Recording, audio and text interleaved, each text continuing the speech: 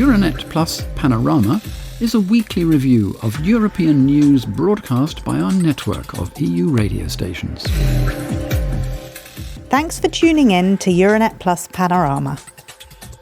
The outcome of last weekend's general election in Austria illustrates a growing trend throughout Europe, namely the failure of governing parties to convince their electorates.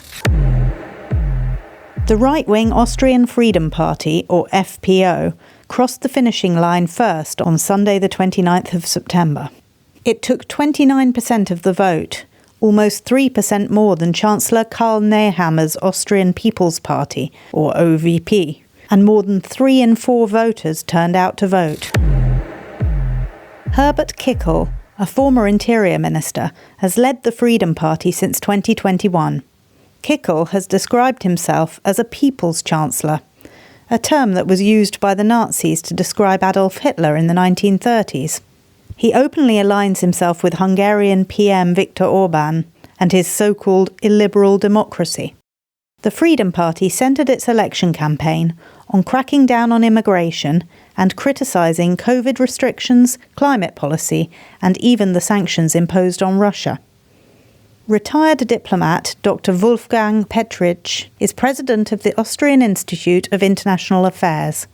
He tells our Austrian partner station, Agora, that far from coming out of the blue, this outcome is just the latest manifestation of a steady upswing in support for far-right ideologies throughout the continent, particularly since the pandemic. The coronavirus pandemic and the way it has been managed, or for some the failure of the government in this pandemic, has changed many people's attitudes towards the state.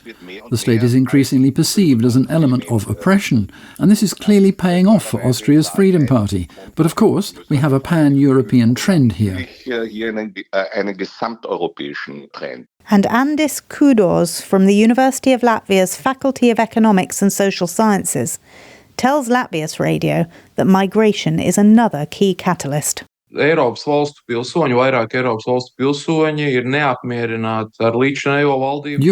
nationals, citizens of several European countries, are dissatisfied with the work of previous governments, especially when it comes to migration.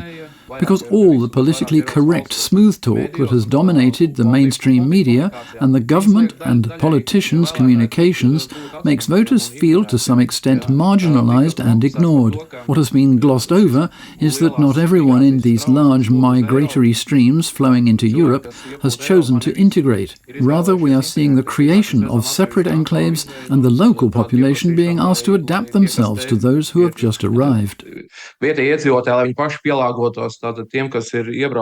And this pot of political tensions is only going to boil over further, adds Miroslav Zavirov, a Bulgarian diplomat currently based at the UN mission in Tel Aviv, as part of a broader discussion with BNR.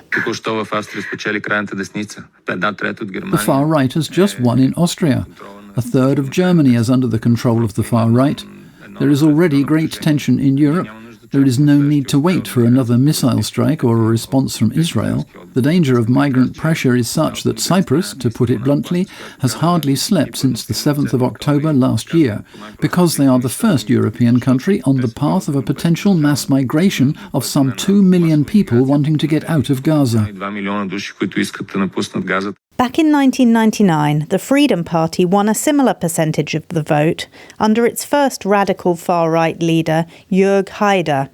The party then entered the governing coalition as the largest party. Even though Haider himself was prevented from becoming chancellor, EU member states banded together at the time to impose a form of diplomatic sanctions on Austria. Ondrej Rahten, a Slovenian expert in political history, tells RTV Slovenia that he has a sense of déjà vu here. I feel like we are witnessing, and I don't think that I'm the only one who thinks this, a kind of nostalgia for Haider. This is something that seemed to be behind us, but appears to be coming back again. So looking at the general situation in Europe, it is clear to us, of course, that in these situations, when we have war in Europe, when we have had a pandemic, And when there is an economic recession on the march practically everywhere, including in Austria, then the results of these elections do not really come as a surprise at all.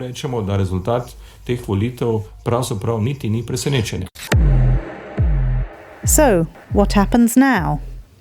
Paul Schmidt, Secretary-General of the Austrian Society for European Politics, reminds Radio 24 listeners that Haider's Freedom Party was something of a revolutionary force in European politics several decades ago, and that Kikel's party is a leading player in today's new political wave. And he adds that Kikel will have learnt from experience. Sie war schon öfter Teil einer Bundesregierung. Sie hat schon mehr. It has been part of a federal government more often. It has more experience. It has become more mature. For example, it has seen that it once positioned itself moderately, pragmatically to get into government. Haider stayed out. Then the Freedom Party split in two, and they realized that this tactic wouldn't work. I think Herbert Kickl has learned from that. Herbert Kickl hat davon gelernt. If the Freedom Party makes it into a governing coalition this time round, this could alter the balance of power in the EU itself, says S&D member Sven Mikser, Estonia's former foreign minister, to Kuku Radio. With Hungary, Slovakia and now potentially Austria forming a kind of right-wing bloc, in both senses of the word, foreign policy decisions could be brought to a standstill. Much foreign and security policy is decided by consensus, which means that even one weak link can break the chain. If, for example, a bloc of like-minded countries emerges round the Council table in the European Union, opposed to continued support for Ukraine, critical of continuation of sanctions against Russia, then the implementation of these policies could certainly be stalled. Linas Kojala, director of Vilnius-based think tank the Eastern Europe Studies Centre, also fears that Austria could be on its way to becoming even more estranged from the European centre ground. He shares his thoughts with Zhiniu Radias during an interview primarily focused on EU-UK relations. This result is unprecedented in modern history and brings to mind periods of history that no one in Europe wishes to remember. However, when you add up the results of other parties that came in second, third and fourth place, the centre-left, the Liberals, the centre-right, most Austrian voters still opted for other political forces. It is highly unlikely that Austria will suddenly become a country that takes a critical stance on Russian aggression, or at least one as critical as the Baltic states. Austrian banks operate in Russia, generating significant profits. There is scepticism in Austria about some of the EU's sanctions against Russia. In addition, Austria is not a NATO member, so it is even less aligned with the priorities of the Baltic states. This political stance could become even more pronounced if the far right takes control of the government. Although, as I mentioned, this may not happen immediately given the need to form a coalition.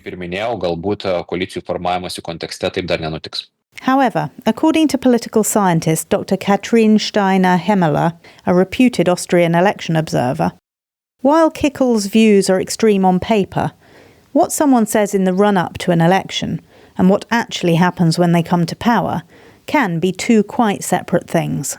She shared her views in an interview with Agora a few days before the election. Also wenn man seine Aussagen vor allem vor Funktionären und auf Wahlkampf. If you take his statements seriously, especially in front of officials and at election rallies, then Austria would position itself on the side of Hungary and Viktor Orbán. That is quite clear. The Freedom Party is calling, for example, for the lifting of EU sanctions, a zero quota on immigration, an absolute ban on asylum and the closing of the border. Kickl likes to paint the picture of a fortress Austria, and he sees his allies above all in Hungary, where he has already emphasized several times that they are pursuing sensible policies. Yet it must also be stressed that election campaign demands and policies that can actually be implemented within a government are two quite different things. And anyway, the Freedom Party's victory may not actually mean its controversial leader is named Chancellor, says Portugal's Radio Renascença. Since the Conservative People's Party will not want to be a minority partner in a coalition with the far-right party, preferring instead to ally itself with the Social Democrats and the Liberals in an unprecedented three-party coalition. If the smaller parties do manage to form such a coalition, Wolfgang Petritsch, who we heard from earlier, stresses that they need to take citizens' concerns seriously and treat them with the respect they deserve.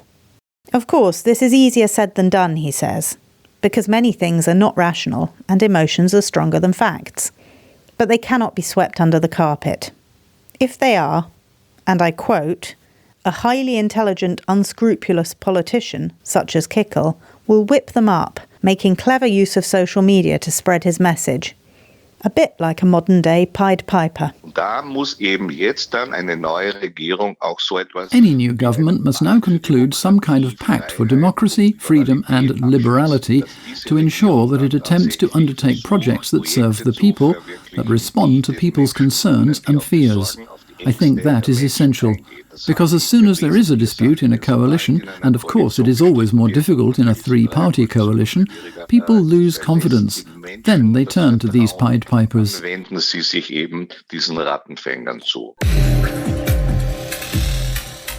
So, we'll close it there. Do come back next week for another roundup of European news from our member stations.